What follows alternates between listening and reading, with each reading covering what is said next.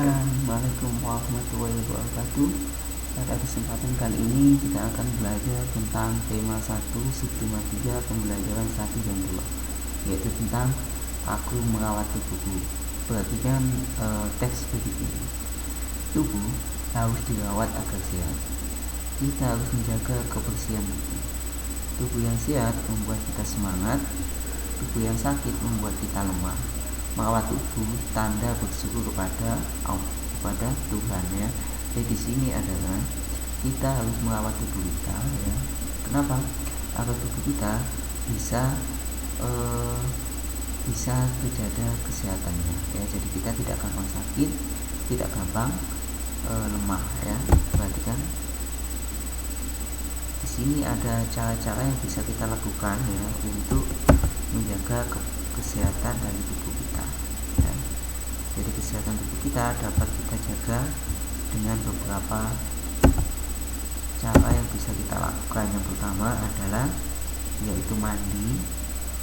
Yang kedua adalah membersihkan rambut kita dengan cara sampo.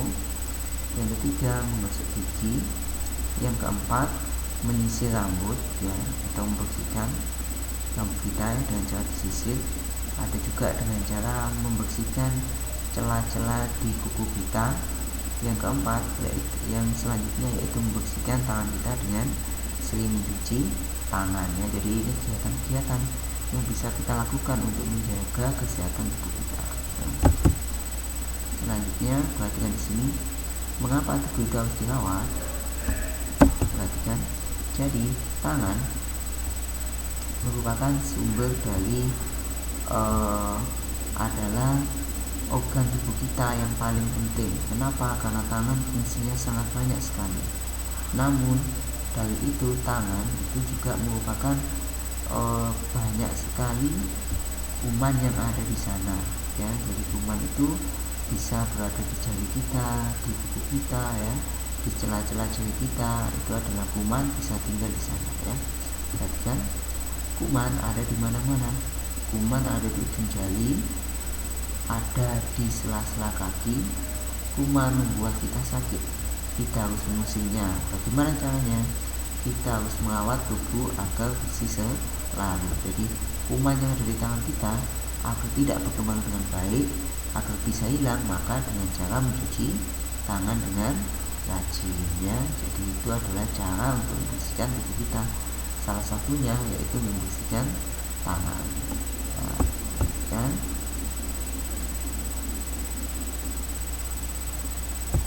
Tangan itu fungsinya cukup banyak, ya. Kita juga bisa menggunakan tangan kita untuk melakukan melukis dengan menggunakan tangan, ya.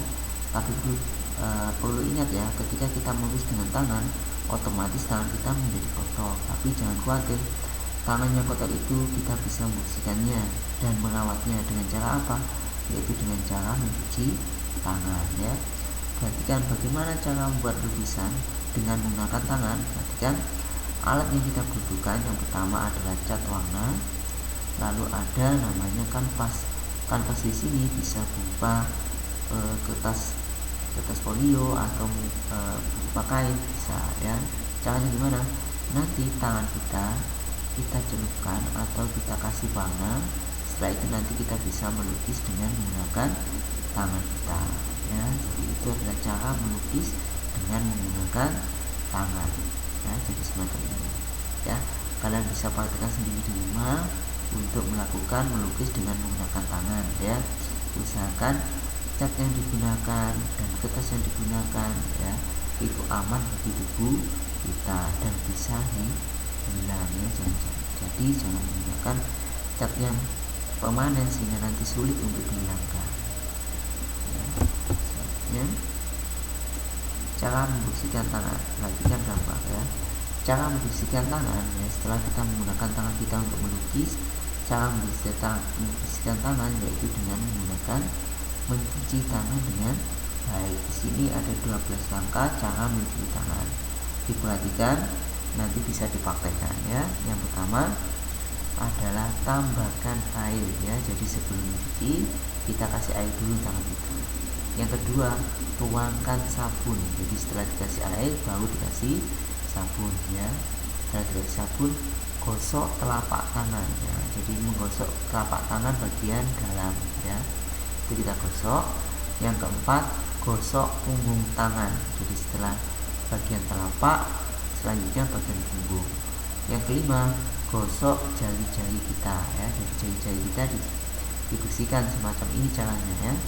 Yang keenam, kaitkan jari jemari. Nah, ini mengkaitkan jari jemari juga fungsinya untuk membersihkan bagian jari ya. Jadi ini.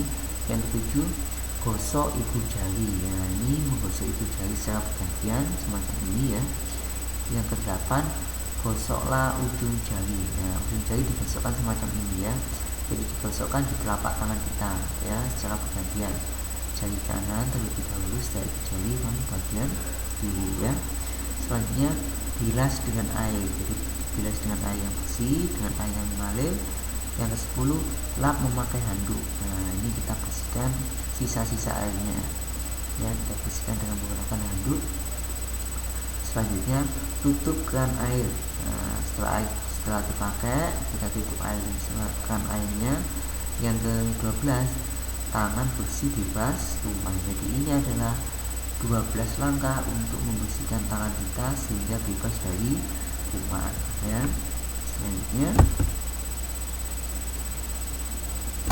posisi duduk yang baik. Tentunya ketika kita belajar baik di sekolah maupun di rumah, posisi yang baik adalah kalau kita belajar dengan posisi duduk. Nah, posisi duduk itu ada dua, harus diperhatikan. Ada yang posisi duduk yang baik dan ada yang kurang baik. Perhatikan gambar ini merupakan salah satu cara duduk dengan baik, di mana duduknya tegak ya, lalu pandangan menghadap ke meja ya. Maaf ya, ini matanya tutup, ini sebenarnya matanya semuanya melihat ya, tapi melihat ke arah buku ya. Jadi ketika menulis badan harus tegak, jadi tidak mundur atau tidak belok ke depan atau ke samping. Jadi posisinya semacam ini. Perhatikan gambar di samping ini. Jadi ketika menulis usahakan kita duduk sejajar, tubuh kita sejajar dengan meja. Jadi lurus ya, tidak boleh bengkok ke kanan atau ke kiri. Jadi ini posisi yang benar. Ketika membaca pun demikian. Ketika membaca usahakan posisi duduk kita juga lurus ya, lurus dengan meja dan tidak bengkok ya. Ini adalah posisi duduk yang baik sehingga tulang kita bisa berkembang dengan baik ya, dan tidak tulang kita menjadi bengkok ya.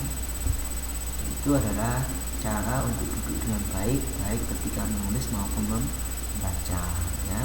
Dan juga menjaga tubuh menjadi sehat ya. Nah, salah satu menjaga tubuh akan menjadi sehat yaitu cara berjalan ya. Cara berjalan itu ada caranya, yaitu ketika berjalan tubuh harus tetap tegak. Nah, semacam ini lurus ya punggungnya, jadi tidak belok ke depan atau belok ke samping atau ke belakang. Jadi tubuh tetap tegak ya. Perhatikan pagi yang cerah, Udin berjalan bersama teman. Mereka selalu merawat tubuh. Mereka menjaga sikap tubuh saat berdiri. Semua berjalan tegak, menjaga tubuh tetap seimbang. Bagaimana sikap tubuhmu saat berdiri? Amati bersama temannya. Jadi ini ya. Jadi ini adalah cara berjalan yang tegap. Hal ini dapat membantu tulang kita bisa berkembang dengan baik dan tidak akan bengkok ya. Di sini ada juga latihan, ketika kita latihan baris berbaris itu juga salah satu cara untuk melatih kesehatan dari tubuh kita. Dan ketika kita melakukan kegiatan gerak jalan atau istilahnya baris berbaris, maka tubuh kita harus tetap tegak ya. Demikian pembelajaran kali ini.